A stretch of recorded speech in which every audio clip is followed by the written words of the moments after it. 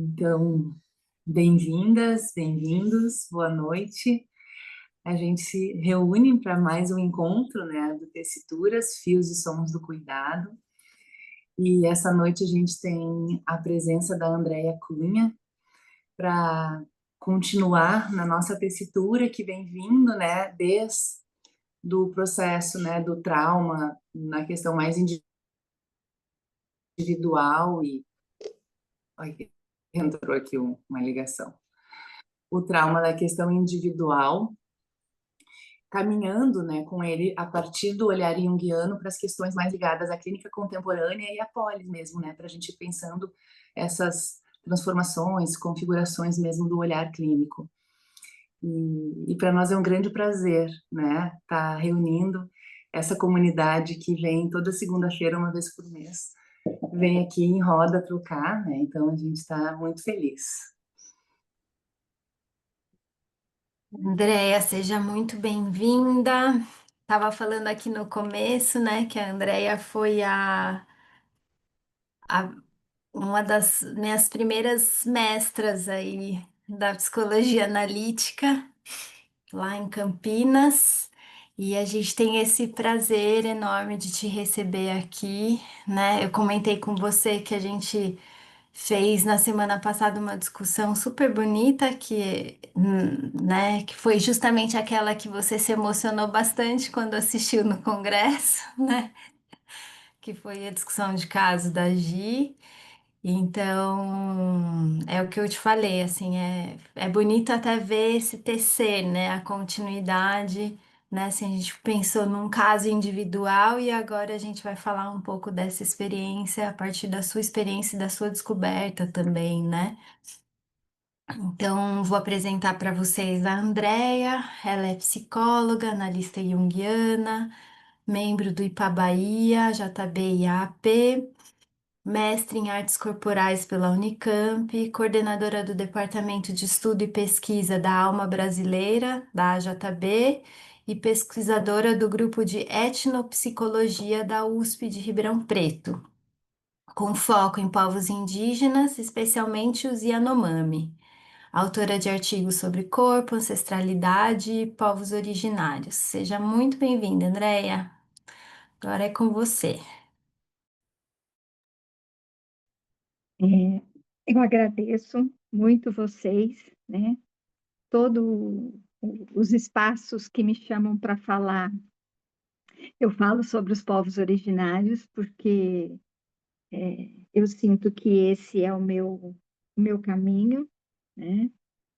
Eu ia começar por um caminho, mas eu vou mudar o caminho a partir do momento que a Patrícia falou da apresentação da Gisele. Eu imagino que muitos estiveram aqui e assistiram. Tem uma cena, né, que aparecem cães dentro de um buraco, é, comendo corpos indígenas. Então, foi essa cena que a Patrícia falou que mexeu muito comigo. É difícil falar dela, apesar de já saber, porque assim foi muito chocante. Isso foi o ano passado, no Congresso da Bahia, quando a Gisele apresentou o trabalho dela, e aí ela mostra essa cena. E quando ela mostra essa cena, vem uma sensação emocional assim muito forte que me toma. E eu imagino que, como quando a gente morre, que dizem que aparece um monte de imagens na cabeça da gente, um monte de coisas se costuraram ali naquela hora, né? Eu sempre tive, e eu melhorei hoje em dia, mas eu tenho pavor de cachorro. Pavor. É um verdadeiro pânico. Eu sempre tive isso. O meu primeiro sonho de infância que eu lembro, dos 6 para os 7 anos, eu estava deitada no meu quarto dormindo e entra um cachorro preto no meu quarto. E aquilo assim é apavorante. Depois disso, uns 9, 10 anos de idade, eu vou na casa de uma vizinha e um cachorro preto vem avassaladoramente, pula em cima de mim, eu caio, desmaio, e eu acordo na mesa da pessoa. E até então, eu imaginei que o meu pânico de cachorro tinha sido por conta dessa imagem, desse cachorro que pulou em cima de mim, até eu ver a imagem que a Gisele mostrou e o contexto, né, que ela trouxe, que era uma prática muito cotidiana no Brasil, de se colocarem mulheres e crianças indígenas vivas dentro desses buracos e colocarem cães para comer essas pessoas vivas ainda e essas crianças. Então, assim, foi terrível. É terrível. Lidar com a questão indígena, para mim, é sempre muito difícil. É sempre uma aproximação e um distanciamento. Uma aproximação e um distanciamento, mas eu não consigo fugir, porque isso faz parte do meu trabalho, eu acho, aqui, enquanto ser humano. Então, por mais que eu tente me afastar, volta, volta, né? E eu já entendi que eu tenho que lidar com isso, me aproximando e me distanciando na medida do possível e me aproximando de novo.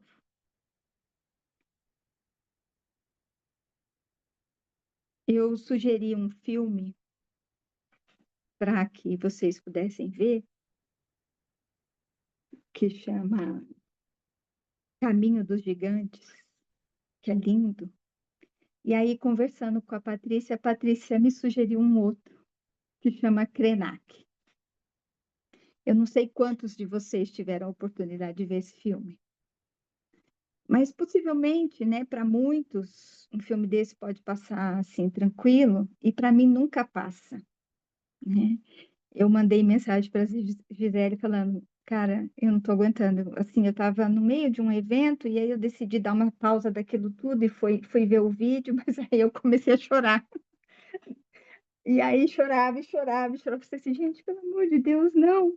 E- Porque é muita dor sempre, né? É sempre muita dor.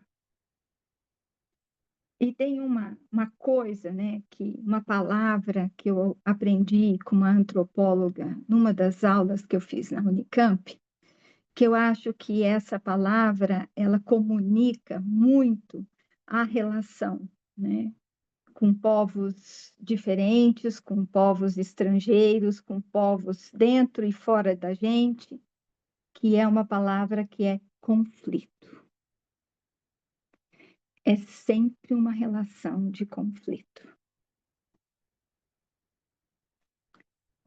Por mais bem intencionado, né, que a gente vá, sempre acontece um conflito. E lidar com esse conflito, às vezes, não é nada fácil, né? Eu vou pedir para o Eduardo colocar as imagens, só para eu dar uma respirada e continuar falando para vocês, tá?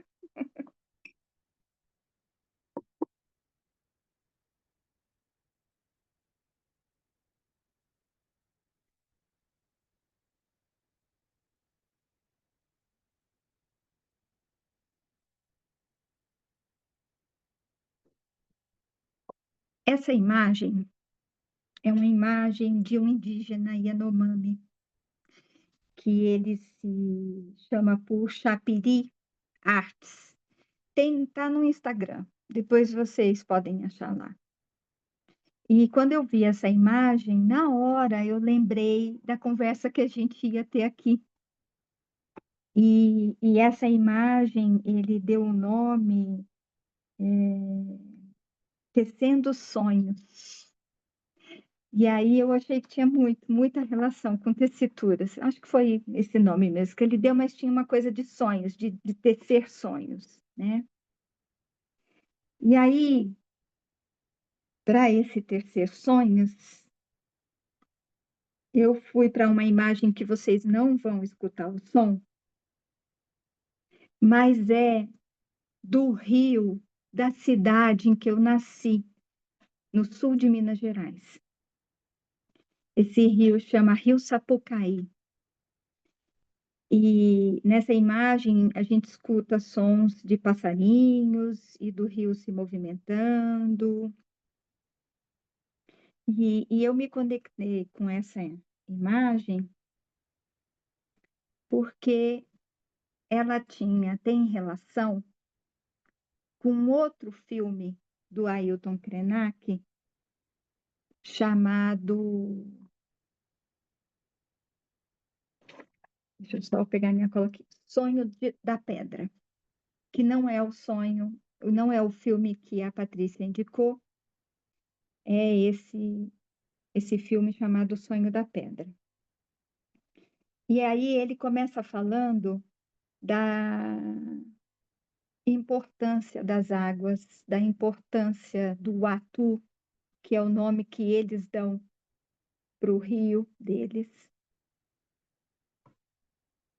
e dizendo como a água, né, e como tudo é importante, a natureza e esse contato com a natureza. Eu vou pedir para você parar de passar, tá? Você consegue tirar? Uhum. Porque eu preciso ver vocês, sem ver vocês é difícil para mim. Deixa eu mudar aqui. Eu prefiro ver. Se eu não conseguir ver, é muito ruim. Eu não vejo as carinhas, eu não vejo... O afeto fica muito ruim.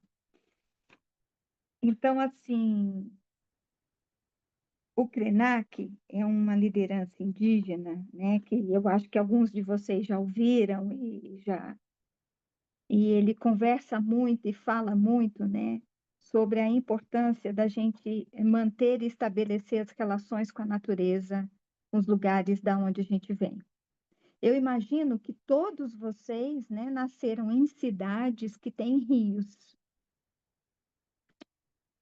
né? Então, pensem nos rios, né, da cidade de vocês. Como é que eles estão, né? Eles estão em movimento, não estão em movimento, né? Eles estão mortos igual o Guatu, que sofreu aquele derramamento de Mariana, né? Então, o Ailton faz sempre esse convite para a gente pensar nisso. E lidar com os povos indígenas é lidar com essa outra lógica. É uma lógica que fala do conflito, que fala da relação, né, com a chegada de novos povos, mas da desestruturação e da reviravolta que isso fez, né? O Daniel Munduruku conta numa dessas falas dele, né, que Darcy Ribeiro, estudando, diz que quando houve o descobrimento, haviam 1.100 povos no território brasileiro. Hoje, eu acho que a maioria de vocês sabe, são 300 povos. Então, foi um verdadeiro massacre, né? Foi um verdadeiro... uma matança, né? De línguas falantes na época diferente, eram umas 900. Hoje, no território brasileiro, a gente tem 270 línguas diferentes sendo faladas, né? Então, isso mostra a força que existia e que continua existindo. Quando eu pensei em dar esse nome, resistência indígena, pensando junto com a Patrícia, que foi ela que me ajudou a construir isso também, né? Perspectivas do contato. Eu gosto da palavra resistência porque o modo, ou a maneira dos povos indígenas no Brasil continuarem existindo não é uma maneira branca de existir. É uma maneira, por muitos anos, silenciosa, mas permanente, e que vai se mostrando e foi se mostrando aos poucos. Talvez porque muitos foram mortos, mas eles continuaram existindo, continuaram se mostrando, e nos últimos tempos eles têm se mostrado mais fortemente, mas é uma resistência que é silenciosa, mas constante. é um outro jeito de estar. E é essa coisa silenciosa que me acometeu, porque até por volta dos 33 anos de idade, eu não tinha noção de que eu tinha uma ancestralidade indígena. Detalhe, tendo um avô que vinha todos os anos nos visitar, deitava na rede, contava histórias, levava para Rio e eu não entendia que eu tinha uma ancestralidade indígena. Tendo uma mãe marcadamente indígena e eu não entendia que eu tinha uma ancestralidade indígena. Mas isso não é à toa. Isso tem a ver com o nosso desenvolvimento, um projeto de desenvolvimento. E esse projeto de desenvolvimento, né, do nosso país e de muitos lugares, não só no Brasil, é um projeto de desenvolvimento que apaga a imagem de certos grupos. E no caso do Brasil, os povos indígenas foram apagados. Inclusive, como diz o Daniel, colocando um nome único para denominar todos eles, índios. Quando eu ponho índio, eu ponho um carimbo que não existe diferença, é tudo igual. Não tem pancararu, não tem Yanomami, não tem Runincuim, não tem Caigangue, não tem Funiô, não tem Guanauana, não tem. São índios. E índios é mais fácil eu matar do que as diferenças. Então, eu não sabia nem que eu tinha um sangue, nem que eu tinha descendência indígena. Eu era filha de pessoas que tinham vindo da Europa e X. Só que aquilo não me constituía, eu não tinha lugar, eu não me achava com lugar. Eu nasci no sul de Minas Gerais, fui criada lá. Os meus pais eram pernambucanos, então aquela música, meu avô era baiano, meu tataravô mineiro, cabe muito para minha pessoa, e eu imagino que para muitos de nós.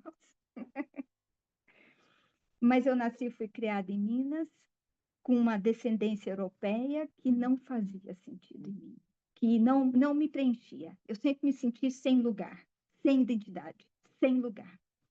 Meu irmão mais velho do que eu, mais moreno que eu, um cabelo escorrido, liso, liso, liso, um olho bem marcado, ia para a escola no sul de Minas, e aí os meninos, para brigar, brincar, ô China, ô China, ô China.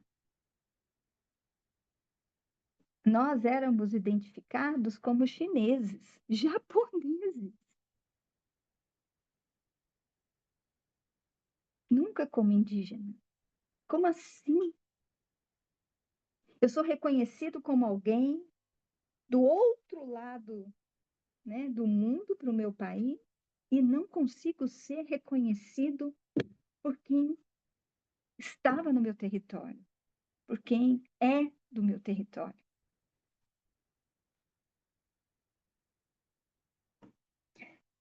E aí eu fui fazer psicologia e a dança sempre teve no meu corpo e eu não sabia por quê.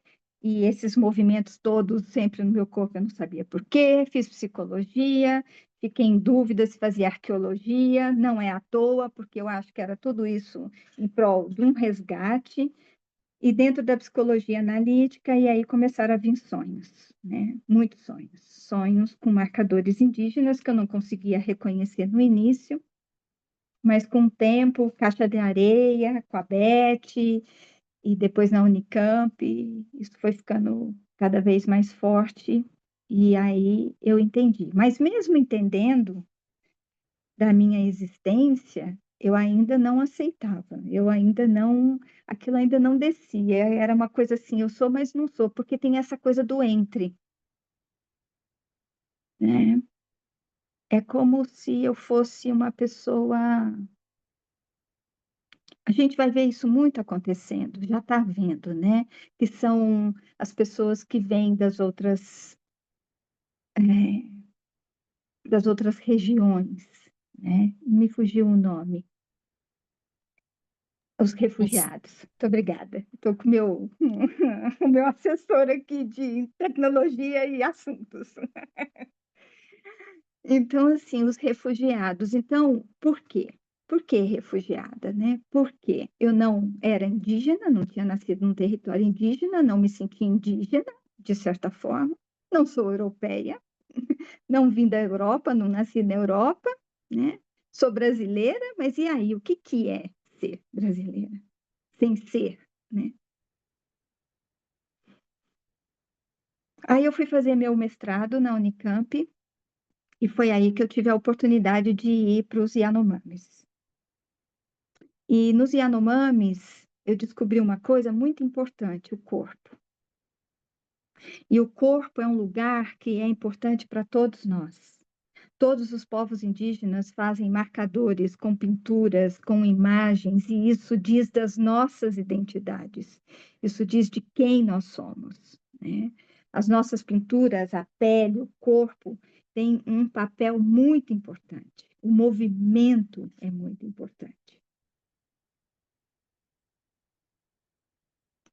E voltando deles, ainda tendo tido uma experiência muito forte, porque quando eu voltei de lá, eu mudei uma série de coisas na minha vida, porque a gente percebe uma coisa que o Ailton fala, que é muito importante, que a gente acumula demais, a gente tem muitos bens materiais, a gente tem muita matéria e a gente não precisa disso.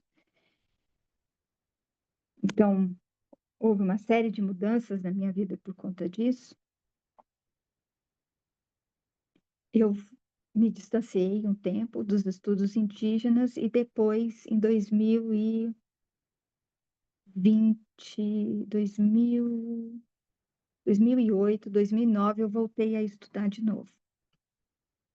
E aí, num desses congressos, eu fui para o Sul, em Porto Alegre, aí, na região onde vocês estão,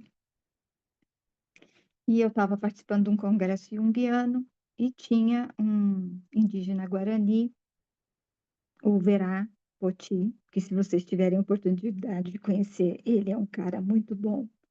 Detalhe, melhor que me ouvir falar é ouvir eles falarem, né? Toda vez que eu tenho oportunidade, eu trago um amigo meu hoje, que foi meu paciente, que é o Luiz Medina, que é Guarani.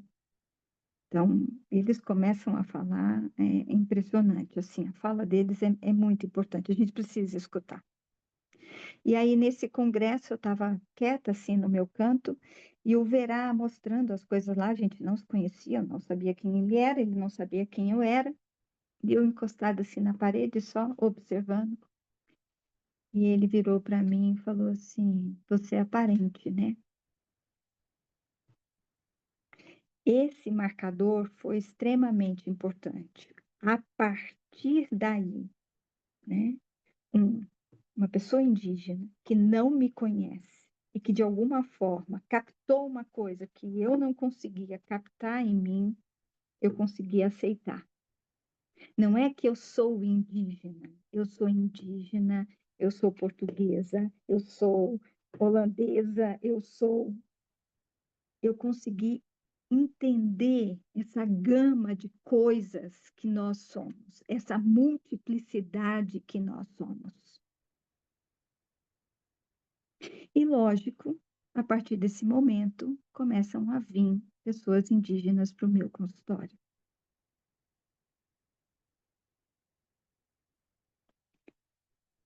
É,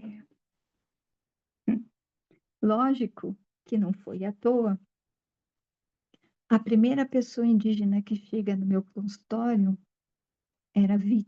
foi vítima de violência na rua, numa cidade próxima daqui, porque ele havia passado no vestibular indígena da Unicamp e ela tem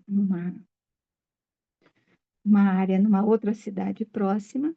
As pessoas da cidade não gostaram, não gostavam que pessoas indígenas estavam ocupando lugares, e ele sofreu uma violência à noite em praça pública, de apanhar mesmo. E aí, esse menino chega para mim, tumultuado de medos, fantasias, paranoias, medo de ser pego de novo, não querendo voltar para a faculdade porque achava que ia apanhar de novo. E, obviamente, isso não era só por conta daquele marcador. É uma pessoa que vem da região de Dourados, Mato Grosso do Sul, onde a violência, né, por terra e lá é muito, muito grande. Então já vinha esse marcador da violência, e aqui ele só, né, se torna mais forte. E aí foi todo um trabalho, né, de aproximação, primeiro tentando entender a cultura guarani, tentando fazer com que ele resgatasse a espiritualidade dele, guarani, os marcadores dele, que ele pudesse confiar, né, de estar e se permanecer ali. E aí, depois de um bom tempo de sessões, ele conseguiu. Hoje, esse rapaz já terminou a faculdade da Unicamp e ele está na Noruega fazendo pesquisa com o povo Sami da Noruega. Então, assim, quando as oportunidades aparecem, né, quando os caminhos podem ser abertos, as coisas fluem, né? Mas todos esses caminhos são sempre muito marcados por violência, sempre, né? Então, aquela história do povo Krenak, do filme Krenak, que a Patrícia sugeriu, né? Que eles tiveram que sair da terra, que eles foram presos e que perderam seu território e volta, e a resistência e se manter, é sempre nesse ritmo, é sempre muito difícil, né? Os Yanomamis, na época que eu fui, foi uma época que agora eles estão melhor de novo. Foi uma época que eles estavam muito bem, porque era uma época que tinha muita assistência e não tinha tanta invasão de garimpeiro. Então você via, né? Tinha equipes de saúde, isso foi em 2005, equipes de saúde, etc. e tal. Aí, há uns, sei lá, 4, 5 anos atrás, quando eu pensei em ir lá de novo, e eu conversei com meus contatos de lá, a pessoa me disse: Andréia, não venha, você não vai aguentar. O Chitei, que é o lugar que eu fui de menos contato, que você só chega de avião monomotor, está destruído, não tem mais nada lá, por conta da invasão de garimpeiro. Então, são sempre marcadores de muita violência. Toda a população indígena, né, que eu atendo, não tem um que não tenha um marcador de violência. Sempre tem. Mas essa violência não está só neles, está na gente também. Está em todos nós, né? Porque somos colonizados e somos colonizadores. Então, essa violência está em todos nós. E é uma violência que a gente precisa olhar, precisa lidar com ela. O Verá fala uma coisa que eu acho tão interessante. Ele fala assim: eu estava na área durante muito tempo, eu achei muito estranho a primeira vez que eu fui para uma cidade e eu vi crianças pedindo dinheiro na rua. E eu achei aquilo tão curioso. Na minha comunidade, criança não passa fome, mas na de vocês passa, né? E isso me remete a uma ideia que é muito indígena, da comunidade, do coletivo. Por mais que eles tenham contato com nós brancos, alguma raizinha desse coletivo e dessa comunidade sempre fica neles. Sempre fica neles. Tem um outro filme que, se vocês tiverem oportunidade de ver, assistam, que chama A Terceira Margem. É um filme muito curioso, porque é um filme que fala do rapto de uma criança branca por um grupo Kayapó, no Xingu. E que os irmãos Vilas Boas, quando dão a entrada no Centro-Oeste, eles encontram esse menino, que já não era mais menino, tinha 18 anos, e eles se surpreendem com aquela situação e conversam com o menino, tudo que já estava muito adaptado aos caiapós, que já estava muito vivendo a coisa da comunidade caiapó, mas leva ele para a cidade, para a família dele. E esse menino, na cidade, né, na família, chora de saudade dos caiapó. E, lógico, deve ter sido muito difícil o início, né? E deve ter sido difícil para a família também, todas as dificuldades, mas é muito interessante o espírito de comunidade que cria-se nele. E aí, assistam um filme que é melhor do que eu contando. Os caiapós, todos os anos, faziam uma jornada imensa do Xingu até a cidade dele, a pé, para vê-lo. Todo ano, todo ano, todo ano. Então, tem um senso, né, coletivo, um senso de viver que é muito profundo e é muito diferente do nosso, de como a gente está acostumado a viver, né? É um jeito de pensar diferente, é um jeito de viver diferente. E é um jeito de viver que não coloca em risco a vida de nenhum animal, né? A morte de um animal vai ser sempre para uma alimentação. E aí tem todo um cuidado nessa morte, que está no filme Caminho de Gigantes. Porque tem um ciclo da vida que acontece ali, né? Quando esse ciclo da vida de nascer, morrer, precisa acontecer.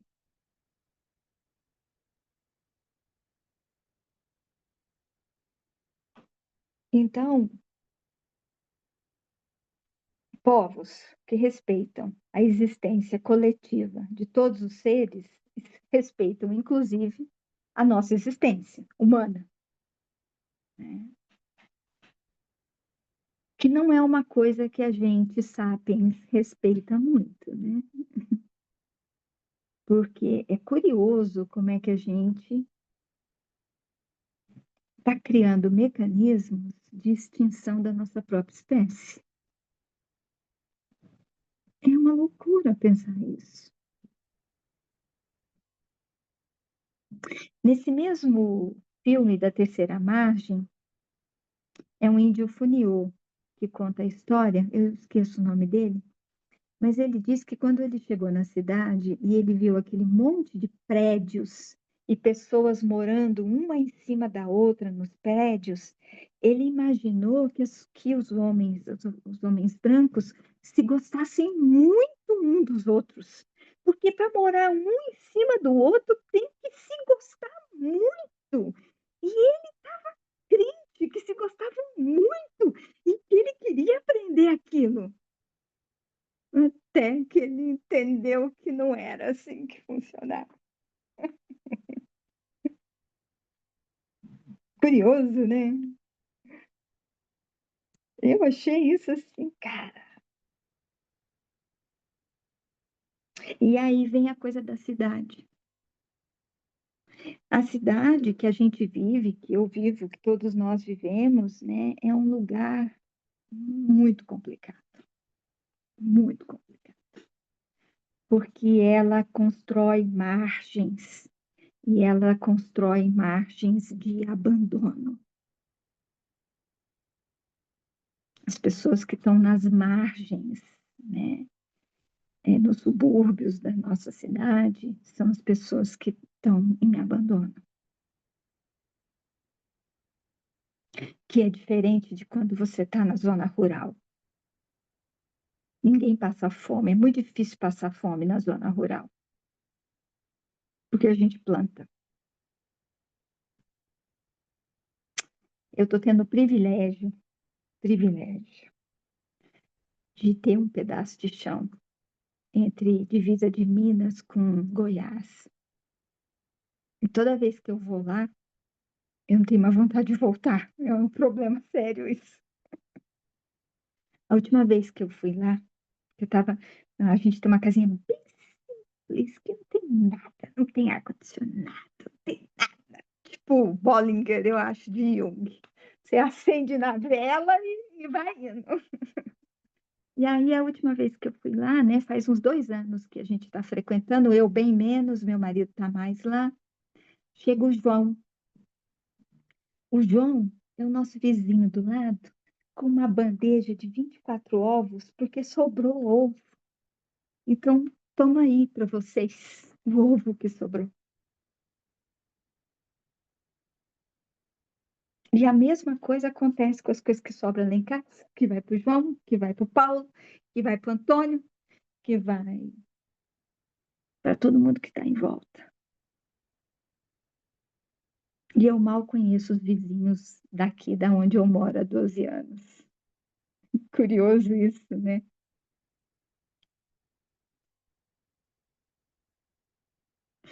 Mas as fagulhas da roça vieram para cá. O ano passado a gente plantou melancia demais, aí sobrou melancia, aí a gente saiu dando para os vizinhos da cidade também.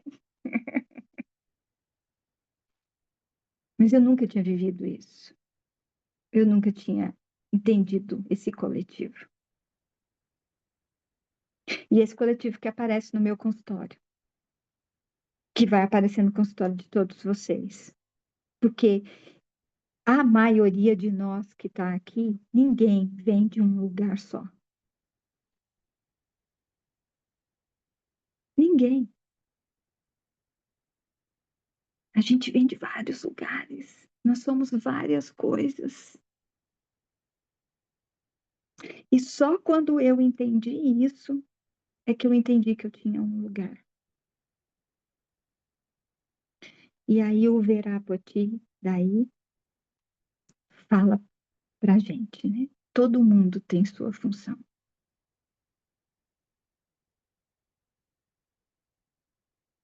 Tudo existe, tem um porquê de existir. Parece tão simples isso, mas é tão importante.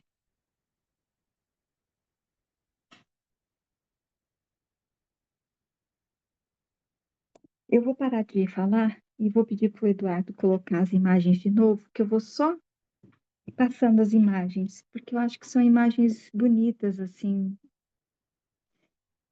Acho que vai fazer sentido de tudo que eu falei.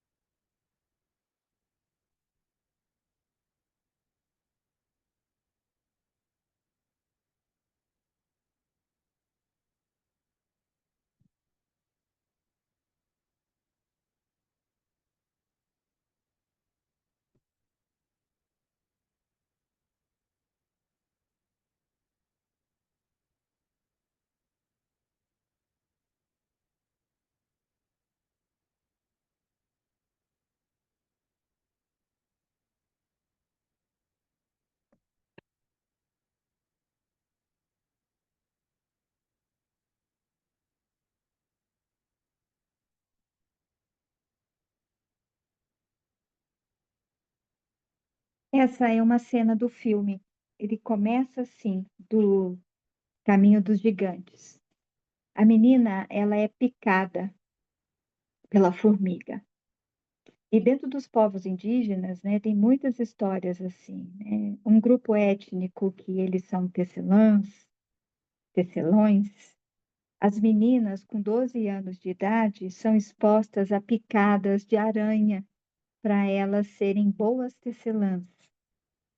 Então, todo o contato com o mundo do animal não é à toa, né? Se eu encontro uma onça, se eu encontro uma arara, ou se a minha relação é estabelecida com esse ou com aquele animal, isso tem um porquê, tem uma lógica, né? Ou abre-se um diálogo. Eu acho que a melhor palavra que tem é abre-se um diálogo. Então, sempre abre-se um diálogo para os eventos que acontecem com a gente. É, a gente está o tempo todo antenado e olhando uma outra dimensão, que não é a dimensão do concreto.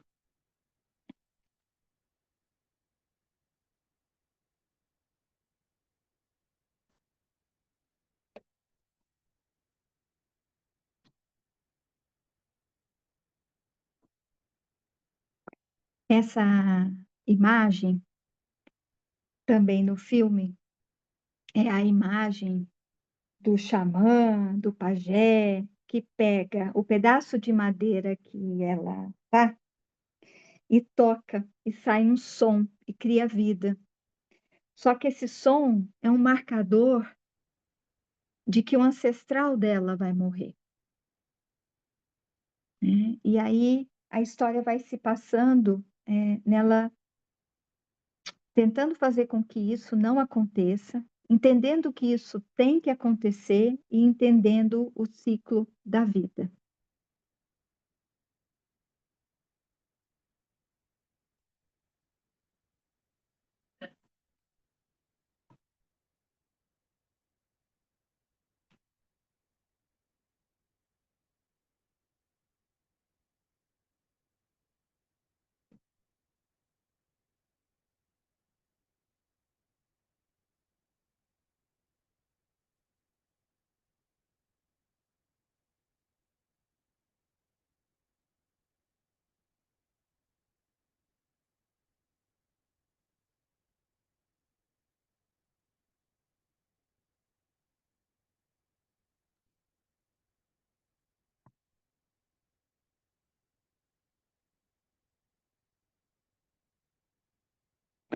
Essa imagem é uma fotografia da Cláudia Andujá, do povo Yanomami, do Davi Copenaua,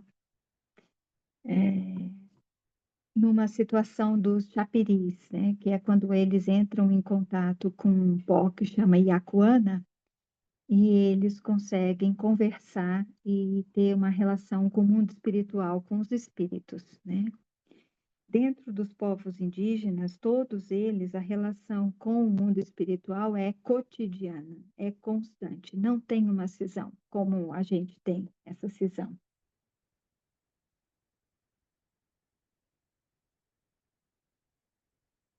Esse é o Davi Copenaua, que nos denomina como engolidores de terra. Esse é o Daniel Mundurucum, que eu falei que ele conta um pouco, né? Fala um pouco dessa coisa do início, de quantos eram, quantos são. Ele é muito voltado para a literatura e literatura infantil, e ele acredita que esse seja um bom caminho para passar esse conhecimento dos povos indígenas. E aqui eu quis trazer uma imagem da tragédia de Mariana, né? No dia 5 de novembro de 2015, no distrito de Bento Rodrigues, em Mariana, uma barragem da mineradora São Marcos se rompe.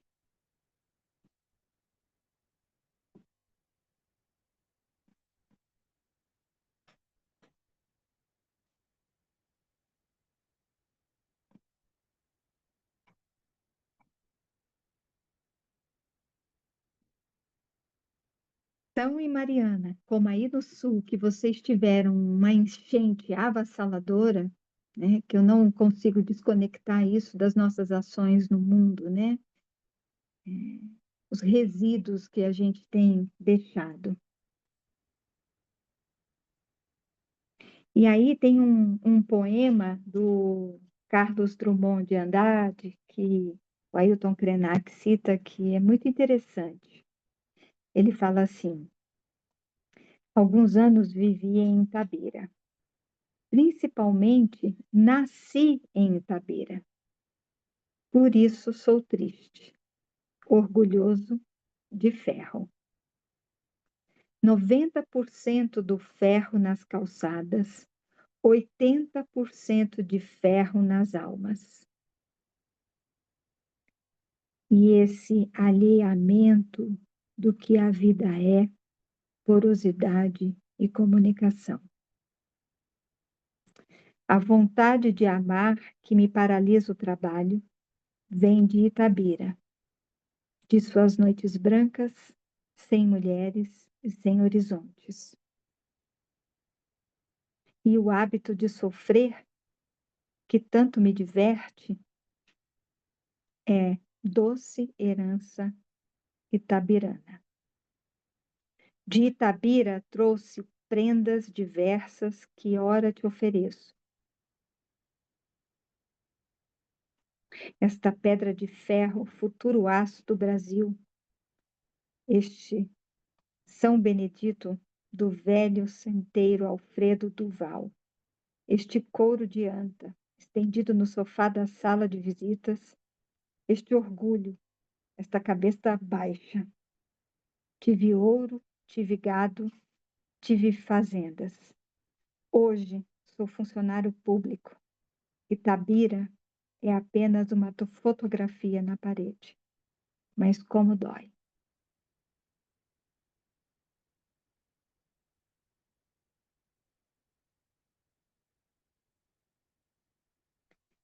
E aí eu capturei essa imagem do filme do Ailton, e é ele olhando para o horizonte. E quando eu vi essa imagem, eu me vi, eu falei, cara, eu sou a sombra, eu estou nas costas. O que que eu estou fazendo enquanto sombra? Sombra no sentido junguiano, né?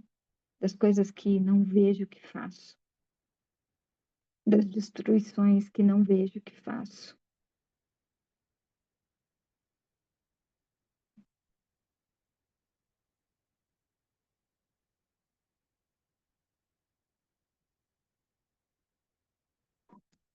Essa é uma imagem de um outro indígena, Ciedochu, que ele tece roupas numa performance indígena. E quando eu vi essa imagem, eu lembrei do cosmos, né, desse todo, que tem muito a ver com o mundo indígena. E aí eu vou deixar com vocês um pedacinho da árvore, lá da fazenda, que eu costumo habitar, com essa imagem linda.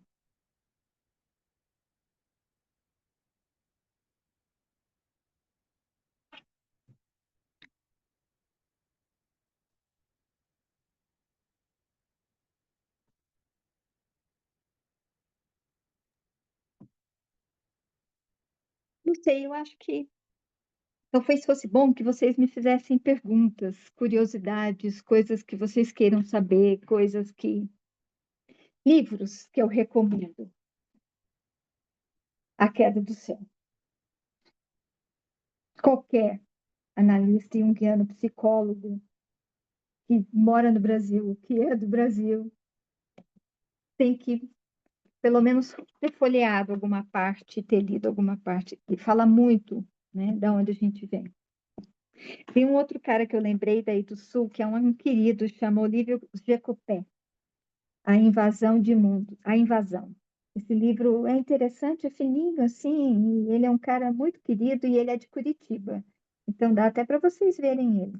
Ele foi a pessoa, né, que numa das aulas da Unicamp, há muitos anos atrás, uma jovem perguntou para ele, mas o que que a gente faz? O que que a gente faz? Aí ele disse assim, divulguem, digam que nós existimos, porque nós continuamos existindo. E, uai, André, eu tô qual que é o Penax, primeiro hein? livro? Desculpe, André, qual que é o primeiro livro, por favor, que eu não deu tempo de anotar aqui? Desculpa, A Queda do Céu. Queda do Céu. A Certo. Queda do Céu. Obrigado. Os Yanomamis, né, eles têm um ritual de que toda vez que um Yanomami morre, ele é cremado com todos os pertences dele. E quando ele é cremado, essas cinzas dos restos, né, dos pertences e de tudo, vai para um mingau de banana que é servido para a família e amigos próximos do Yanomami. Então, todos bebem o morto. E depois desse ritual, eles entendem, né, que esse espírito vai para o céu sustentar o céu para a gente continuar vivendo na Terra. Então, a queda do céu é uma conversa entre o Davi Copenau e o Bruce Albert, que é um antropólogo francês, falando, né, que os chapiris, os espíritos, têm dito que a gente está destruindo o mundo e esse céu vai cair, mas vai cair na cabeça de todo mundo. Né? É um livro muito, muito importante, porque ele não fala só disso, né? Ele vai falando como é que eles veem a Terra, como é que eles veem a natureza, como é que eles estabelecem a relação. Ele é um, vai contando. Então, eu acho que é um livro muito bom. Tem um outro livro também,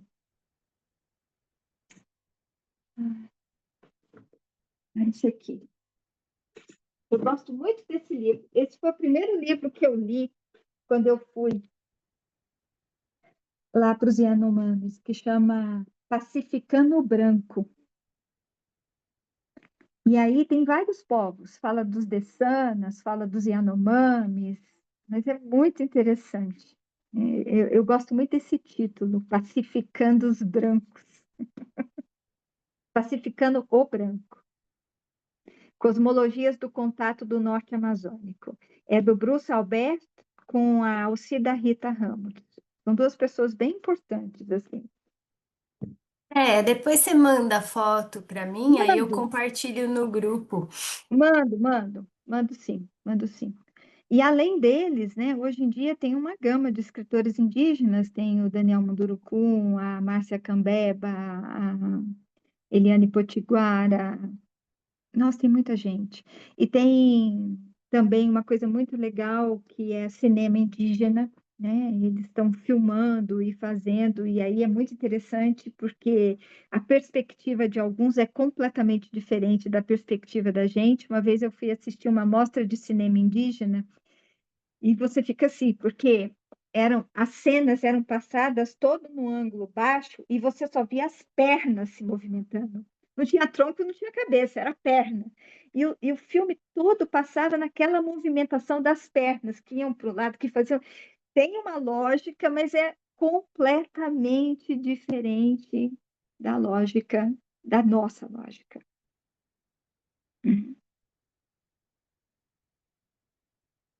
É tanta coisa que às vezes eu me perco assim no fluxo do que trazer, da onde trazer. Esse poema, né, do Carlos Drummond, assim, eu achei tão bonito, né? É a dor da destruição. Né? Itabira vira um quadro na parede. Que é um Acho pouco. que Pode falar. não ia falar isso assim para gente abrir a roda, né? E quem quiser ir perguntando assim, eu já vou falar. Eu mandei ali no grupo nosso do Tessituras um texto que eu escrevi logo que eu acabei de ler A Queda do Céu, que eu li bem na pandemia, assim, naquela fase maior de isolamento. E a sensação que eu tive é que esse devia ser assim um livro clássico para todo brasileiro ler, assim. né? Eu já ouvi relatos assim de pessoas falando que é um livro difícil, realmente é. Tem outros que facilitam, né? Tem um livro curtinho que chama Os Sonhos Yanomami, me fugiu o nome certo, que dá uma introduzida, tem um capítulo que Da antropóloga Liturgi, né? É essa? que é uma capinha azul, né? É, Ana E tem Liturgi. um capítulo que ele dá uma introduzida, assim, dá uma resumida, assim. É, Depois eu acho aqui também, eu não sei se está aqui na é. sala comigo. Mas uma outra coisa que eu queria falar, Andréia, é que eu me lembro de uma oficina que eu fiz com você lá no IPAC.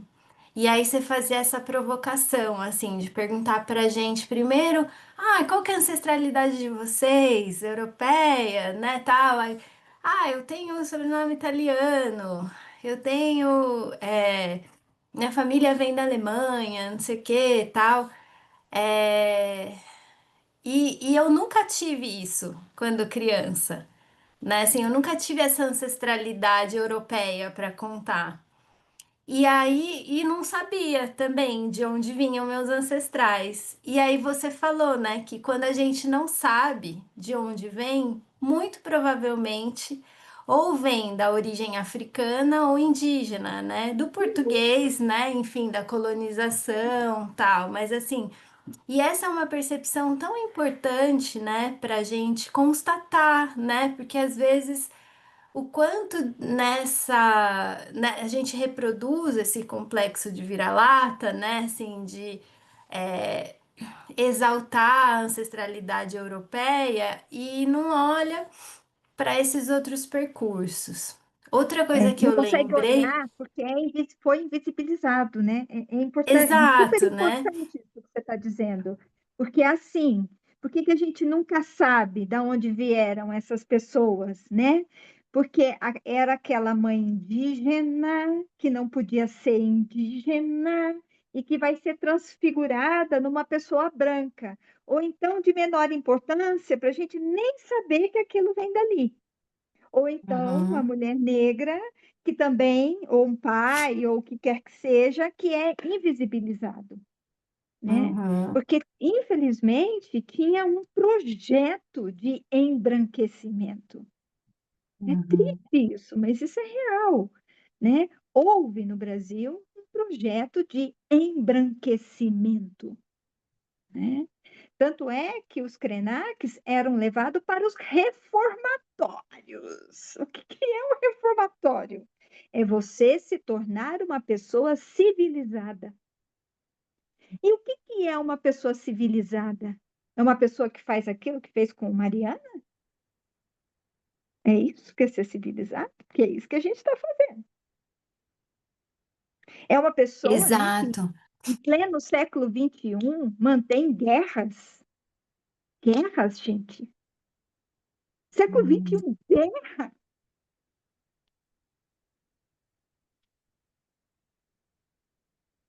Isso é ser E civilizado. aí, André, assim, acho que uma coisa interessante que você foi falando disso, né? Assim, na medida que a gente se abre para isso na nossa história familiar, nesse contato com a ancestralidade, na busca até, né?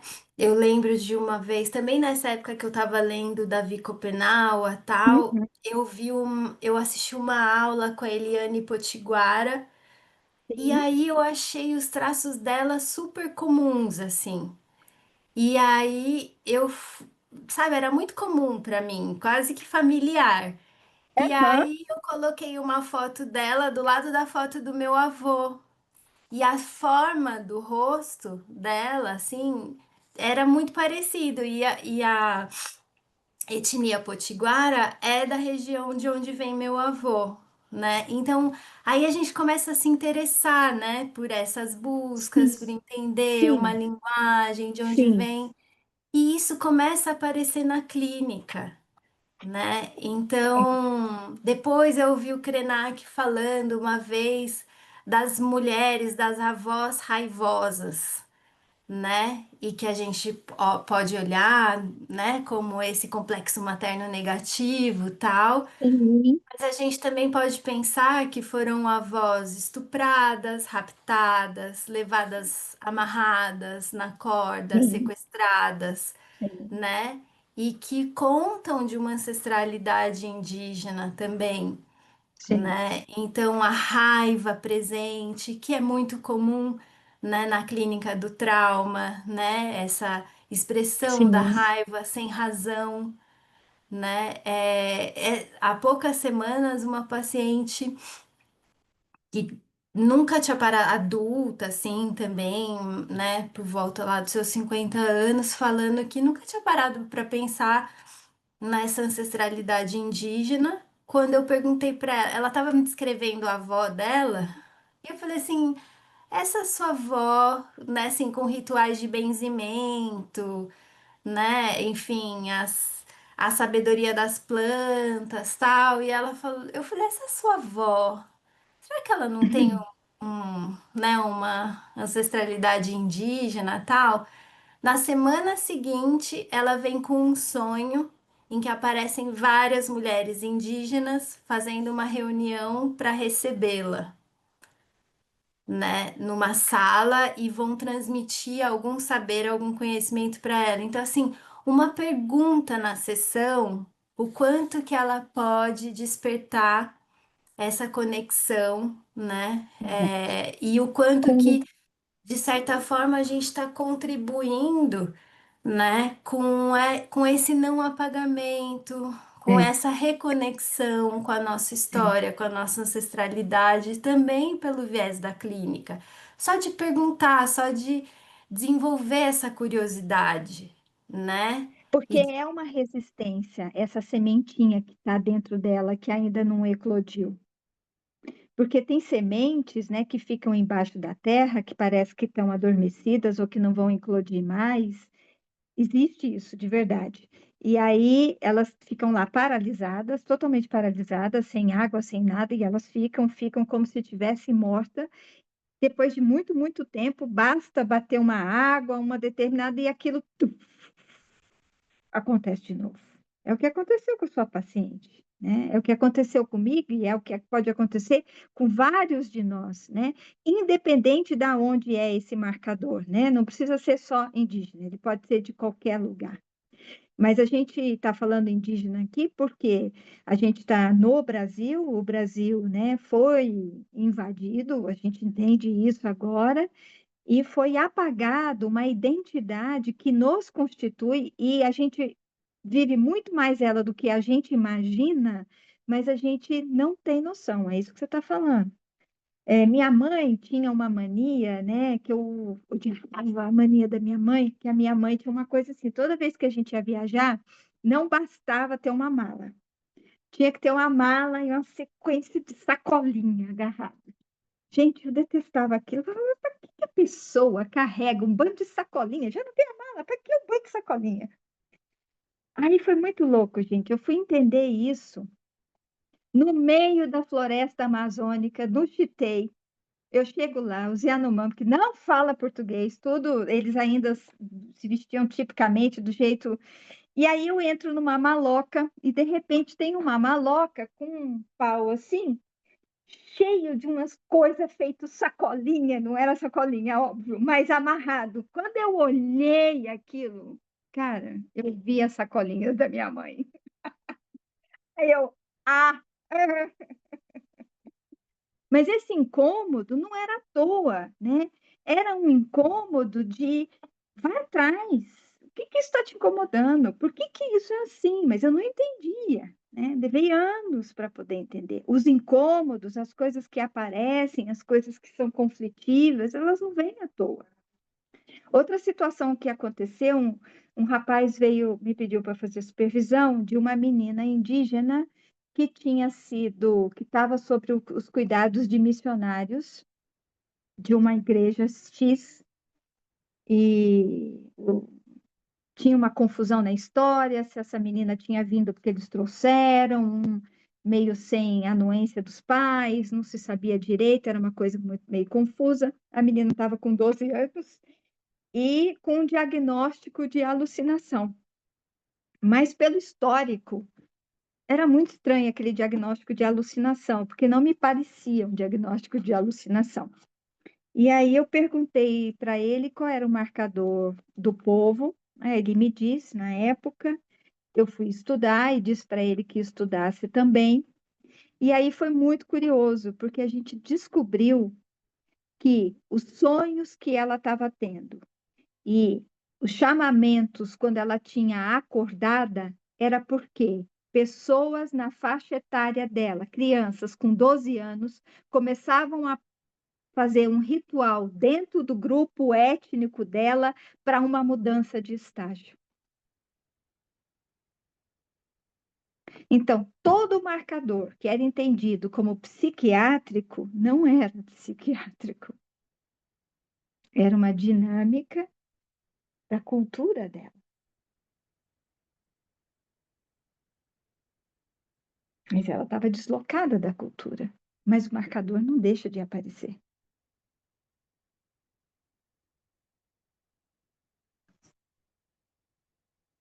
É?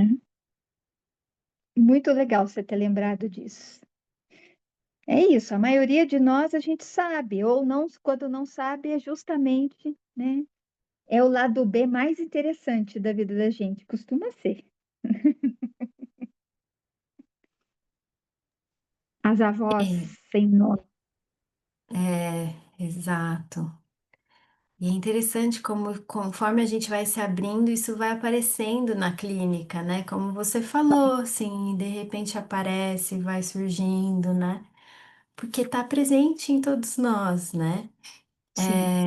Mas vamos abrindo a roda então, gente. Quem quiser perguntar, comentar, falar, Cris, também, se você quiser falar alguma coisa. Pode ser curiosidades, curiosidades bem simples. Alguém aqui sabe se tem alguma ancestralidade indígena além da Patrícia? Pois então, Andréia, não é bem uma pergunta, né? Eu estou muito tocada e é como se eu estivesse sentindo muita coisa tremenda dentro de mim, né? E conversando com a Paty outra vez e com o Fábio, que a gente vinha falando dessas pesquisas genéticas e tudo, na minha árvore genealógica eu conheço muito a parte da mãe, que é a parte que tem documentação, né? Meu pai é do Vale do Taquari, no Rio Grande do Sul, que é uma zona perto de Rio, uma família rural com 10 filhos, né? Ele é o caçula. E é uma família que tem essa mistura, mas não tem documentação. Que, que muita coisa se perdeu nisso, né? E eles acabam tendo a certidão só dos irmãos, né? E aí agora dos primos. Então, até do meu avô foi algo difícil de achar, mas a gente ouviu falar da avó Tatata, que era uma mulher de cabelo longo, a avó Tatata, ela era baixinha, como se fosse uma búlgara, e é só isso que se tem, né? Como se fosse. E a avó Tatata Alta possibilidade de ser indígena, hein? que andava a cavalo, então tinha essa coisa, né, ali do cavalo também. Então, tu foi falando e acho que esse é um assunto que vem umedecendo algumas camadas, né? Então, o olho vai marejando, o corpo vai, né? Reverberando, né? Sim, Ando. sim. Então, isso é bem Isso é forte. muito interessante. Vai pegando lugares que a gente não tem nem ideia, né? Uma coisa curiosa, né? Eu imagino, não sei se vocês já tiveram contato. Eu sou uma pessoa baixinha, eu tenho 1,5 m. Eu costumo dizer que eu tenho 1,5 m. Quando eu fui nos Yanomamis, eu me sentia alta. Eu enxergava todo mundo de cima. Porque isso que a Cris falou é um marcador, né? Os povos indígenas, a maioria são baixos, né? Assim, então foi a primeira vez que eu me senti alta na vida, foi curioso. Mas os guaranis aí do sul tem uns que são mais altos, né? É, aqui E no eu sul é sou, mais Caigangue e Guarani que a gente tem, assim. exato, É. exato, são mais longilíneos, exatamente, é. Os Caigangue passaram umas brigas complicadas aí no sul, né? Em Curitiba tem registro de coisas assim muito ruins, né? Para pegarem o território deles, assim, né? Registros de salgarem a carne demasiadamente, colocar dentro das aldeias e eles comerem e vir a óbito, umas coisas assim terríveis, terríveis, assim. A gente Eu não está sei abrindo. colocar a mãozinha, então eu vou esperar o Mauro, depois eu falo. Tá. Eu queria fazer um comentário, então, falando das nossas ancestralidades, né? Eu também, eu sou de mãe grega, pai alemão, mas uma das avós tinha uma linhagem, só não tem documento, mas assim, era com histórias, com tudo. A bisavó dela, sim, existem fotos comprovando muita coisa no final da vida dela. E aqui na minha cidade, né, São Bento do Sul e Rio Negrinho são cidades, assim, bem próximas. São separadas por 10 quilômetros apenas. Tem um fato bem rápido que eu quero falar para vocês. Aqui, a etnia indígena que tinha aqui eram os Xocleng e os Caigang. Não sei se vocês já ouviram falar de Xocleng, né? E o que que aconteceu aqui? Uma coisa muito curiosa. É uma família daqui, alemã, que extraía madeira, deixou o filho no cesto para trabalhar e não acharam mais o filho, tá? E ele foi achado pelos Choclen. E existiu uma peça de teatro, infelizmente o grupo acabou, que tinha por título O Tropeiro Loiro, porque esse grupo de Choclen daqui, ele acabou se aproximando de alguns fazendeiros e eles faziam permutas de trabalho. Esses Choclen trabalharam de tropeiros, puxando tropas de cavalos e de bois. E esse menino esquecido no cesto cresceu com o Choclen até os 12 anos. Então teve uma peça de teatro aqui chamada O Tropeiro Loiro. Foi muito legal. Eu só queria ter comentado isso. E a outra coisa que eu queria comentar, assim, que a Andrea falou, que eu fiquei pensando, assim, foi quando você comentou do teu pedaço de terra, né, fazendo essa ponte, assim, e do vizinho que chega lá com 2 dúzias de ovos caipiras, né, enfim. Eu faz tempo que eu estou, assim, conectado a uma parte da literatura peruana, e eu li um livro recente agora do Manuel Scorza, que é A Tumba do Relâmpago, e eu participo de alguns colóquios de literatura da Academia Catarinense de Letras, e o escolhido da vez foi o Manuel Scorza, que, inclusive, sobre esse livro, A Tumba do Relâmpago, né? E uma pessoa que teve contato com familiares dele e todo esse trabalho de literatura dele foi um cara que foi exilado 2 vezes do Peru, uma em 48, outra em 68, tem uma história incrível, assim, e um lado indigenista, assim, de estudos profundos, né? E nesse colóquio que eu estava, uma pessoa falou uma coisa assim que eu não entendi. Ela disse assim: olha só, porque ele fala dessa invasão, tanto europeia como americana, no Peru, né? Uhum. Falando do povo Inca e tal. E o cara que estava, a pessoa que estava conosco nesse colóquio, disse uma coisa assim que eu não entendi, depois eu entendi. Ele disse assim: olha só, se nós prestarmos atenção na literatura do Manuel Scorza, nós vamos entender que se o povo Inca, por exemplo, na América do Sul tivesse prevalecido, nós não precisaríamos comprar um medicamento chamado omeprazol.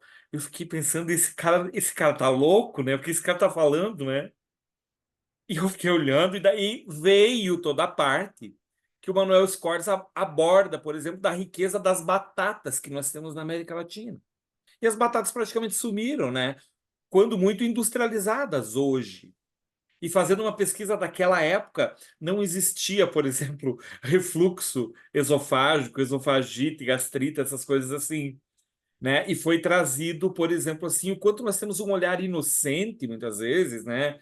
Ah, olha só, precisamos preservar a cultura indigenista, o indígena, mas tem muita coisa muito mais profunda dentro disso, né? Que a gente Muita não chave faz de ideia. resolução para os próprios dramas contemporâneos nossos, assim, né? Tem uma pesquisa, eu não vou lembrar o nome, mas tem uma pesquisa de que a Amazônia, ela não era assim. Ela é um jardim construído pelos povos indígenas que habitavam lá, que habitam e Nossa. habitavam. Ela foi uma construção. Ela não era daquele jeito. pessoal da área de botânica é que tem esses estudos assim. O cara do filme Caminho dos Gigantes, ele é peruano. Interessante Nossa. você trazer. Ele cresceu em São Paulo, mas ele vem do Peru. E isso é uma coisa curiosa também, assim, você me fez pensar umas anestesia, né? É uma coisa que foi descoberta pelos povos indígenas, né? Foi dos princípios das coisas que eles usam que se desenvolveu a anestesia aqui no Brasil. E tem muito mais coisa que a gente não sabe, né? Inclusive, o melhor restaurante do mundo é um restaurante peruano, graças ao resgate, não sei se dá para falar culinária, mas o resgate de pratos, aromas, raízes do povo indígena daquele lugar. E é no Peru que está o melhor restaurante do mundo, assim reconhecido. É muito interessante, né? A gente é isso, é uma sabedoria, não tem jeito, né? Não é à toa que tem esse marcador da ancestralidade, né? A ancestralidade, né? Esse conhecimento, o Jung fala isso em Memórias, Sonhos e Reflexões, né? Não dá para a gente saber para onde a gente vai se a gente não souber aonde os nossos pais e avós queriam ir, né? Então, entender tanto em cada um de nós como coletivamente fazer essas pontes é muito importante, né? Talvez, né, esse excesso do individualismo contemporâneo quebrou um pouco essa ponte coletiva, né, dos nossos ancestrais e da ancestralidade da humanidade, e de alguma forma a gente precisa, eu acho, costurar essa individualidade no coletivo, o coletivo na individualidade. Não sei como é que a gente pode fazer isso, mas isso precisa ser feito.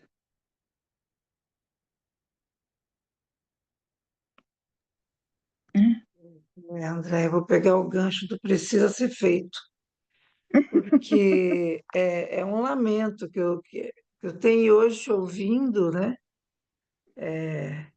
Quanto tempo não te vejo, não te ouço, né? E te ouvindo, eu fiquei pensando que talvez eu tenha um compromisso. Meu pai, quando ele já estava mais doente, ele foi contando histórias, né? Ele sempre contou histórias. A família da minha mãe, não, é bem marcada. Os que vieram têm documentado quem veio da Itália, quem veio da Espanha. Então, é bem nesse lugar. Agora, a família do meu pai tem uns mistérios, né? E ninguém fala. Tem vários, inclusive um, e só o meu pai falava. E quando ele pediu para eu pesquisar um dos mistérios, inclusive meu nome, eu sou Fiuza, né? É o nome do meu pai, mas meu pai contou que nós não somos Fiuzas, nós somos Queiroz. Por quê? Porque o tio Fiozinha brigou com a família toda e adotou o Fiuza da esposa, que na verdade era Queiroz. Bom, essa é uma historinha qualquer, assim, como essa tem várias outras, enfim. Mas tem uma que eu devo para o meu pai, talvez eu deva para mim, né? Que ele Uhum. falava que o avô dele trabalhava com Rondon e tinha muitas histórias, e que ele se casou com uma índia, uma indígena, né? E eu não sei de qual, e casou e ficaram Grupo. um bom tempo casados, e que toda a comunidade dela, gente, eu não estou muito acostumada com os termos, vocês me desculpem, com Fica as tranquilo, gafes fica aqui, tranquilo. mas que eles se reuniam, eles iam no final de semana, uma coisa assim, e faziam os rituais. Eles gostavam de abrir o porão e faziam ali os rituais deles com ela. E até aí a história era bonita até o final dela, trágico, que não deu tempo da gente pesquisar, e eu sinto esse lugar assim como uma falta que eu devo para o meu pai. E que ela então, depois de um tempo, eu não sei exatamente o que aconteceu, porém o final é trágico, que ela faz uma roda no chão do quintal, acho que era isso, e ela põe fogo, e ela se põe fogo, né? Então, ela prepara ali o ritual de morte. E eu não sei o que foi. Meu pai queria saber tudo. Eu procurei na época, era muito difícil o Google, não é como agora, né? Procurei em vários lugares para saber como Marechal Rondon, falei com a família, não achei nada. A minha família paterna, todos os primos, são maravilhosos, tudo, mas ninguém fala. Quando eu conto os segredos, é um silêncio. Então, eu não sei, talvez não venha do Fius, mas venha do Bandeira, né? Tem da minha mãe, minha avó é Bandeira, que é frutal, tal. Talvez esse mistério esteja ligado aos Bandeira, mas ninguém fala. É um silêncio. Então, eu acho que esse silêncio é um indício de que É. alguma coisa tem. Eles não sabem, acho, conscientemente, não ouviram Ah, os pais, não. É, mas não tem é, interesse. é. É esse silêncio. E tem aí uma coisa que você traz que é muito legal, assim, que me fez lembrar, a coisa do redondo, do círculo, né? Todos os povos indígenas têm seu círculo, têm seu quintal em círculo, porque esse círculo, o redondo, são as trocas, são as conversas, é onde o sonho acontece, é a barriga do mundo, da morte e do renascimento. A gente não sabe, né? Mas vamos hipotetizar que ela era de um grupo étnico, né? Essa morte que é um contínuo, porque eles não entendem a morte do mesmo jeito que a gente. É um ciclo o tempo inteiro, né? Eu não consigo ainda entender assim. Eu falho, né? Ora eu entendo, ora eu não consigo entender. Pode ser que uma hora eu consiga, né? Mas se quando toca desse jeito, é porque, e não importa, né, que grupo étnico, o que que é, assim, eu não consigo descobrir meu grupo étnico. Meu avô foi dado aos 6 anos de idade. E a minha avó, pelo jeito, casou com o pai dele, que era um Manuel, português, só que ela não ficou com ele. E meu avô descobriu que a minha avó traía esse meu avô, contou e ela foi embora e largou os filhos, né? Então, dentro dos povos indígenas, tem essa coisa também. Os casamentos não são para a vida inteira. Elas são até quando as coisas fazem sentido. Parou de fazer sentido, tchau. E dentro de alguns povos, não todos, né? Os guaranis e alguns outros são assim, né? Então, a lógica não é a nossa lógica, tá certo, tá errado, não tem certo e errado. Acabou, vai viver outra coisa, né? Não dá nem para a gente condenar se matou, se abandonou, se não abandonou. A lógica não é a nossa. Quando eu tive nos Yanomamis,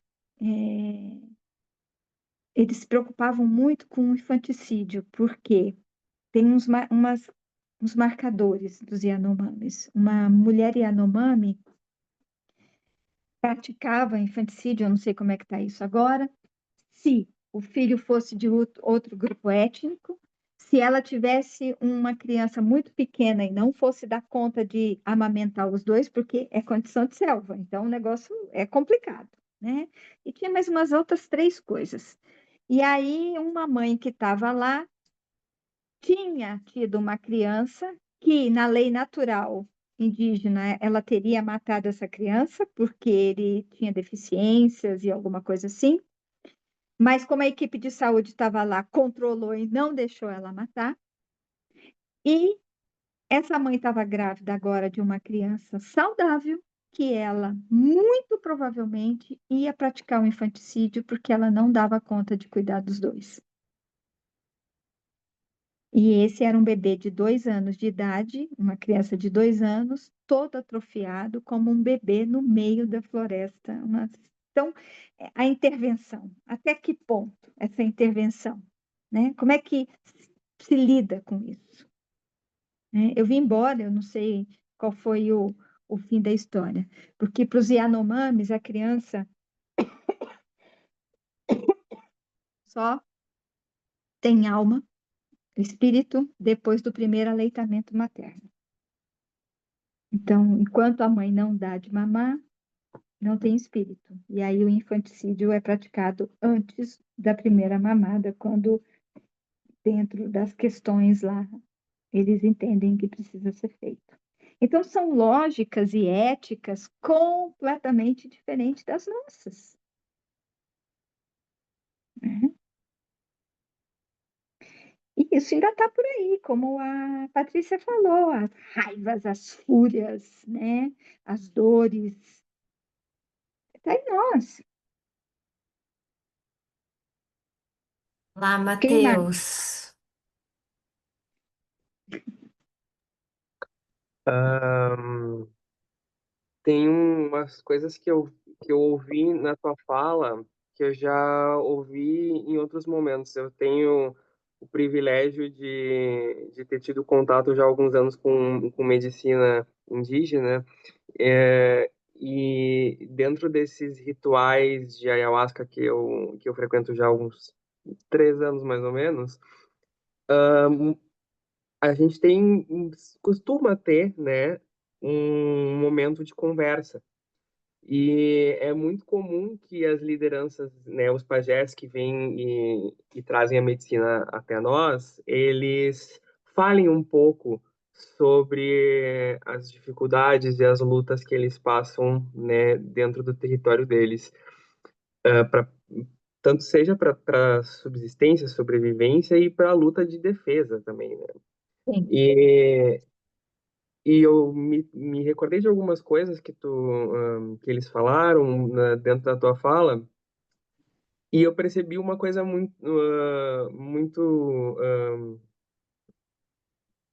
que é similar no que tu estava dizendo, que é essa questão que a gente sabe tão pouco das coisas indígenas, teve um apagamento tão profundo, tão sistemático, tão brutal, que hoje, quando a gente entra em contato, é tudo tão exótico, tão bizarro, e chega a gente ter estalos o tempo inteiro de arregalar o olho, de levantar a sobrancelha a cada pouco da fala de alguém que traz as coisas que são das culturas, né, dos povos originários. E isso é de uma tristeza, de um empobrecimento absurdo, absurdo. É muito, muito triste ver isso. E eu entendo que quando a gente ganha consciência sobre isso, né, a respeito disso, é um imperativo que a gente se posicione, né, junto do lado deles na luta, né? Eu tenho visto muitas pessoas falando, né, sobre a isenção, né, sobre trazendo uma luz sobre a isenção, que a isenção, né, tu não escolha um lado político, digamos assim, né, ele te coloca do lado do mais forte, né, porque tu não te posicionou, né, para defender o mais fraco. Então eu acho que isso vai ao encontro do que eu acabei de dizer, a gente precisa fazer alguma coisa, se posicionar na nossa comunidade, no nosso círculo social, na nossa família, né, nas universidades, né, na clínica, né, a favor desses povos, dessas culturas, desses saberes, né, dessa cosmogonia como um todo, assim. E só para finalizar, eu queria compartilhar uma coisa muito peculiar que eu ouvi na última cerimônia que eu tive o prazer de participar. Foi um pajé Runicuim. Uhum. Ele estava comentando sobre o porquê que ele fazia o trabalho, né, que ele faz. E a mãe dele recebeu, né, em sonhos e do mundo espiritual deles a informação de que ela gestaria um pajé. Então ela começou um preparo de dieta que durou anos, né, até ela engravidar, até conceber. Então essa criança ela já foi preparada muito antes dela chegar, né, para ter esse trabalho, né, para desempenhar essa função no mundo. E hoje ele viaja saindo lá do Acre até aqui no interior do Rio Grande do Sul para trazer a medicina e trazer um pouco do conhecimento deles, né? E ele falou uma coisa que me arrebentou no meio, assim, né? Que foi, eu trago a cura aqui, né, através das medicinas, para as pessoas que precisam, Porque eu não sinto dor. Eu não sofro, não tem nada dentro de mim que dói. E dentro dessas muitas dezenas de cerimônias que eu já participei, a infinidade de sofrimentos do homem branco da nossa sociedade, ela é muito grande, né? E a gente, a cada vez que a gente entra em contato, né, com a medicina e o potencial curativo, curador da medicina que eles trazem, vem à superfície tanta coisa, e aí eu ouvi dele que está muito mais próximo dessa história de tanta brutalidade, por assim dizer, e selvageria que os nossos antepassados brancos, né, perpetraram, e ele dizer que nada nele dói, para mim foi um choque assim de realidade que foi assim, não foi nenhum, foram vários, incontáveis tapas na cara, sabe, para acordar. Então, era isso. A gente fica sem saber o que dizer, né? Não tem o que dizer, né? É sustentar, é sustentar, né? Sustentar, escutar, né, Andréia? Eu acho que tem aí o nosso labor, né, de Você me fazer a fez, escuta, de dar espaço. me fez pensar uma coisa assim, né? Eu não sei o que que os meus vizinhos acham disso, mas assim, eu não varro mais a frente da minha casa. E a minha casa tem 3 árvores assim na frente dela. Uma já tinha e a gente plantou mais 2, né? E aí caem todas aquelas folhas assim, e faz um tapete assim de folhas e flores amarelas, vermelhas, roxas e tarará, tarará. Cara, eu não tenho coragem de varrer aquilo. Não tem por que eu varrer aquilo. Né? Isso também não é uma ideia minha, né? É uma ideia dos muitos indígenas que eu conheço, que eu escuto. O que que é sujeira? Por que que terra é sujeira? O que que é sujeira? Né?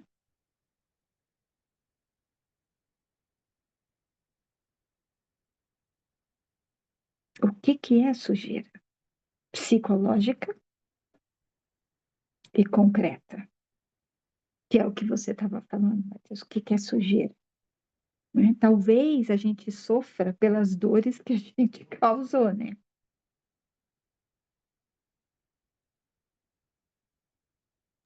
Eu tinha pensado num comentário, acho que eu não fiz, né? Que tanto as falas deles quanto as tuas, e o que me lembrou das falas deles na tua foi a quantidade de provocações que a gente é submetido quando a gente está em contato né, com essas histórias. A gente é provocado o tempo inteiro, à torta e à direita, por todos os lados, por cima, por baixo, de dentro para fora, de fora para dentro.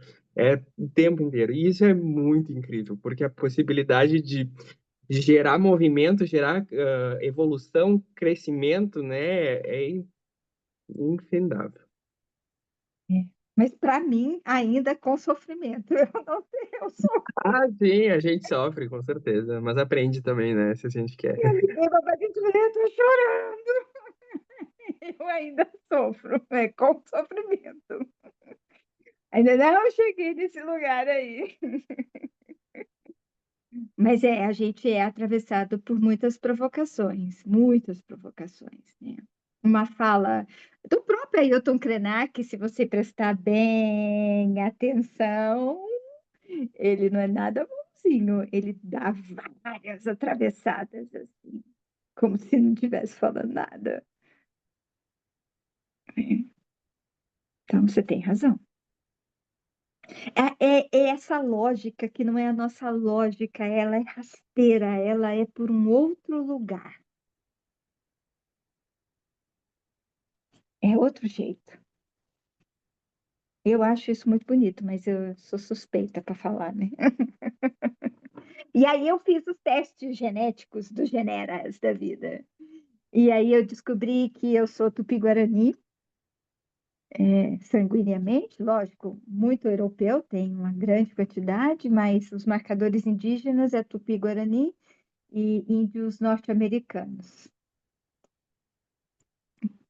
curioso.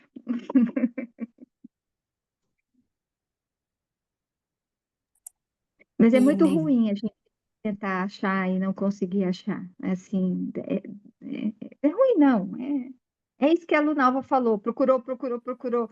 Porque é isso, não tem registro, não tem, né? Ou alguém outro falou, não tem registro, não tem papel. Não tem mesmo, porque não era para ter, não é para ter, né?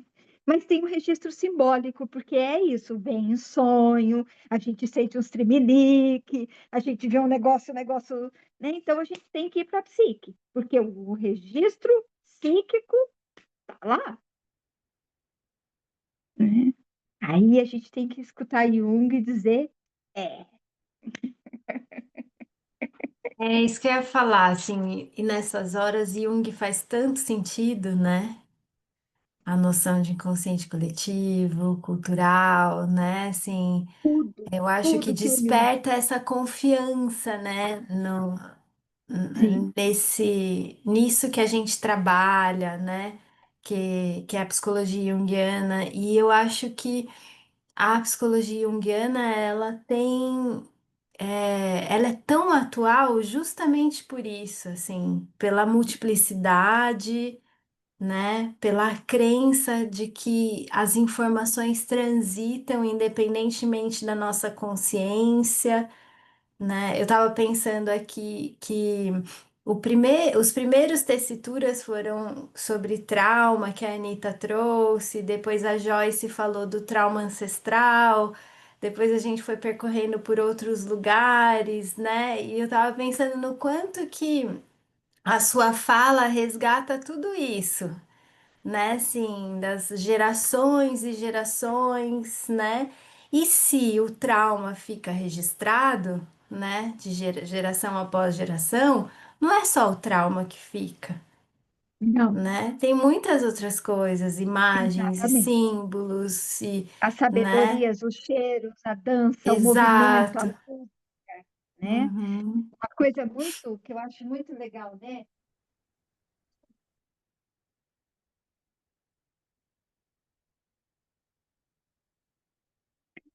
O som do maracá, ele é redondo, né? É um som circular, é um som curativo.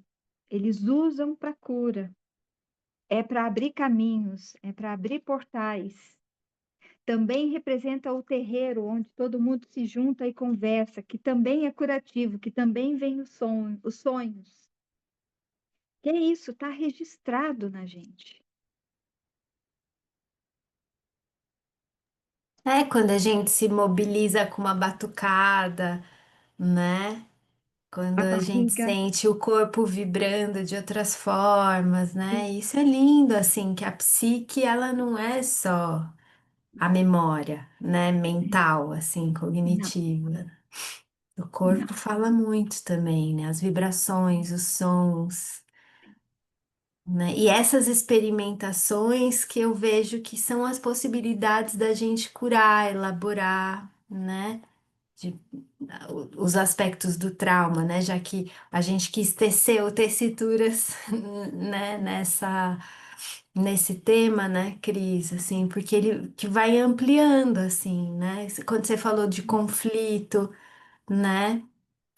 Que sempre traz um tensionamento, uma resistência, um conflito, algo que, né, um incômodo, né, que o Matheus trouxe isso também, né, desses incômodos que nos atravessam.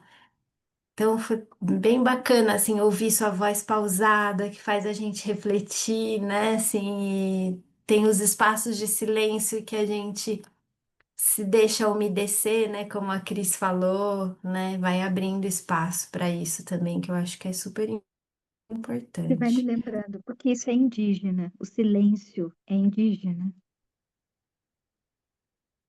O silêncio, o tempo. Isso é indígena.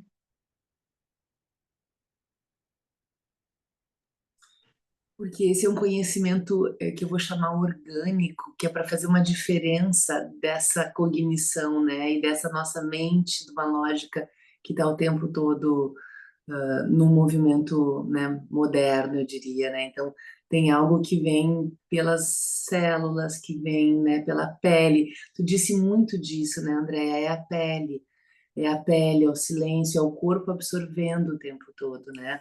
Fiquei também com a Paty foi trazendo a tua voz numa cadência calma para nos conduzir com imagens que são duras também, que emocionam, mas tem uma cadência, né, com o pé no chão. Uma outra imagem também bonita daquele desenho, né, que tu nos disse, indicou para ver a representação, né, é uma cabeça pequena e um corpo, né, que tem um corpo enquanto percepção corporal muito forte, né, um corpo que se coloca no mundo, né, enquanto parte, né, e não a cabeça separada. Acho que isso ajuda muito a gente lembrar dos processos que vão mobilizando, né, o som, o tom, a conexão com a natureza, com essa natureza orgânica, né? Isso é curativo também. Um corpo que existe, né? Que tem tônus. Porque para ter conflito e confronto, aliás, para poder fazer, né, para poder suportar, né, e o confronto precisa ter corpo. Sim, Isso é bem sim. importante, né? Gente, a gente precisa começar a finalizar. Não sei como é que vocês estão, se vocês querem compartilhar alguma palavra, alguma coisa que ficou reverberando também aqui na roda. A gente está precisando, né, acho que usar os últimos minutinhos para encaminhar, elaborar. Eu quero Aquilo falar para a Andréia, quero agradecer a tua palestra, que hoje, olha, foi assim, tanto transtorno para estar aqui. Eu achei que era presencial no IJUSC. Eu tomei um Uber e fui no IJUSC. Cheguei lá, não tinha ninguém, era faltava 5 minutos para começar o evento, eu estava lá no centro. Aí Eu eu não tomei acredito, outro Uber e vim correndo para casa.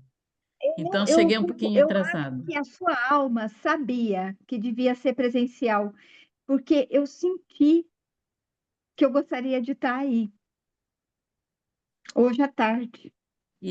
Foi E assim, eu tenho muita facilidade com a internet, não é um lugar difícil para mim, mas foi muito estranho hoje, eu senti que eu queria estar aí. Acho que E eu você digo, não, captou. mas eu preciso assistir essa palestra, eu preciso, porque assim, eu, quando criança, eu morei na zona rural até 7 anos. E aquilo que você falou do compartilhamento, eu vivi tudo isso, eu vivi numa coletividade, assim, numa comunidade. Então, isso, assim, era bem presente. E eu sempre achei, eu não fiz o teste ainda para saber a minha origem, mas eu sempre me senti com sangue indígena, né? Eu tenho uma tia, a família do meu pai são muito pequenos, né? Eu tenho uma tia que é cabelo liso, bem preto, bem liso e bem pequena, menor que eu ainda, eu tenho 1,53 m, ela é menor. E os hábitos e assim muita coisa em mim. E tem uma comunidade lá em Joinville que eles fazem cestinhas e se reúnem lá numa esquina para vender cestinhas. E eu sempre olhava para aquelas meninas e eu me via nelas quando eu era criança. Eu olhava e eu digo, "Meu, essas meninas são parecidas comigo quando eu era criança." Então eu tinha muito assim dentro de mim, sabe? Eu vou fazer o teste até para saber, mas eu tenho quase certeza que eu tenho bastante assim, né? E essa questão da intuição, essa questão do vibrar, essa questão da atração pelo tambor, tem muitas coisas assim, né? Que então eu fiz um esforço, mas foi maravilhosa assim a tua palestra. Eu tinha que saber um pouco sobre isso, né? Eu tenho uma curiosidade muito grande, mas não tenho conhecimento nenhum sobre esse tema, mas tenho muita curiosidade, assim. Talvez eu possa, quem sabe, ler, né, uns livros desses que você indicou, Sim, anotei sim. aqui, Pode né? começar, inclusive, com os pequenininhos do Ailton Krenak, que é muito pequenininho, assim, e são rápidos, assim, Aham, interessantes, né? Em vez de ir já para a queda do céu, tem sim. outros. Mas Uhum. investigue. Você me ajuda a pensar numa coisa, né, que é muito importante.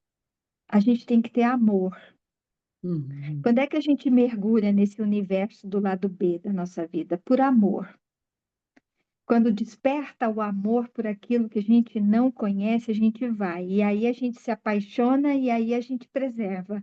Então tem que ter amor. Uhum. Se não tiver o amor estabelecido, a gente não cuida. Uhum. O que te fez ir lá, voltar e ficar é porque tem um negocinho te incomodando e pode ter certeza, tem amor nesse meio. Sim, com certeza. Tem Com bastante certeza. interesse. Obrigada, André. Sua Que gratidão.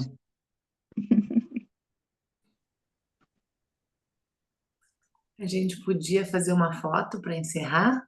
É mesmo, a foto. Tu faz, Paty? Eu faço. Você aqui. Sorriam.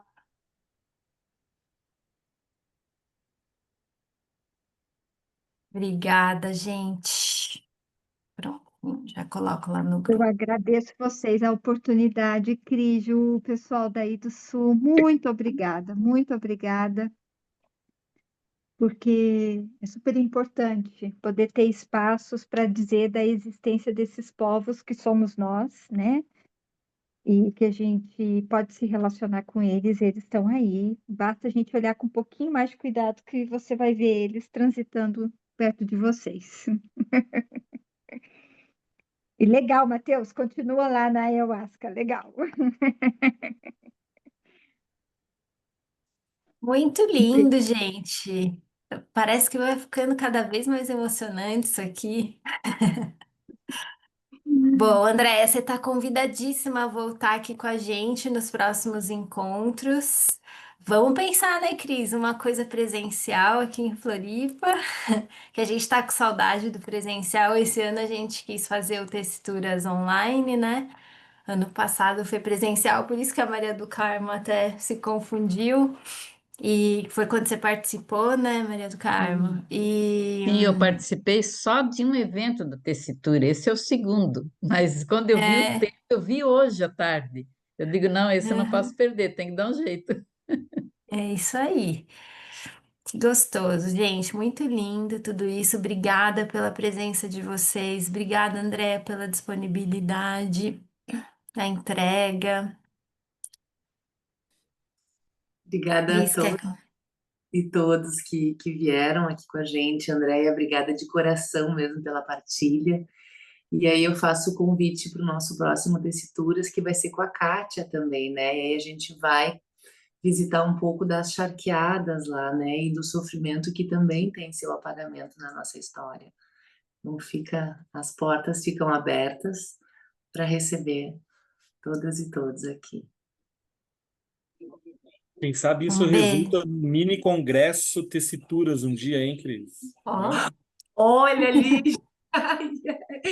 olha que a gente começa a se coçar aqui, né, Paty? Bom, quem sabe se a nossa comunidade suportar, a gente vai precisar de ajuda, né? A gente vai precisar de exatamente. Mas é uma Mas ideia. é uma delícia sonhar, né? E sonhar junto e fazer virar realidade, né? Gente, um beijo para vocês. Boa noite. Você ia falar alguma coisa, Cris? Eu te interrompi? Só dá tchau. Então, tchau. Boa noite, tchau, tchau. Boa Boa noite. noite, gente. Tchau, tchau. Obrigada. Obrigada a você por estar aqui com a gente.